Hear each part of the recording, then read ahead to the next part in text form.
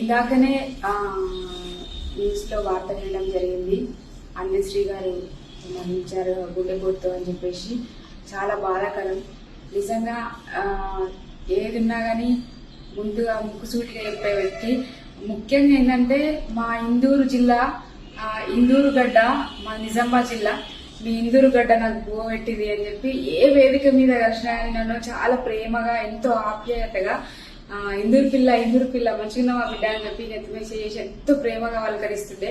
నిజంగా ఈ రోజు చాలా ఇంకా ఏళ్ళు బతికి అంత స్ట్రాంగ్ గా ఉన్న పర్సన్ సడన్ గా కళ్ళ ముందు ఉన్న పర్సన్ లేడు, మాయమైపోయినానంటే చాలా బాధ అనిపిస్తుంది. ఇప్పుడు ఆయన పాట రాసిన పాటలే గుర్తుకొస్తుంది.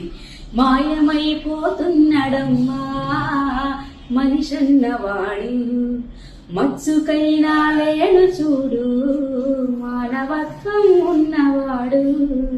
ఇంత గొప్ప పాట ఇప్పుడు మాయమైపోయిండు అందశ్రీ అంటే మేము నమ్మలేకపోతున్నాం. నిజంగా యావత్ తెలంగాణ కవులు కళాకారులకి, కళా ప్రపంచానికి, ఒక సాహిత్య లోకానికి తీరని లోటు అది.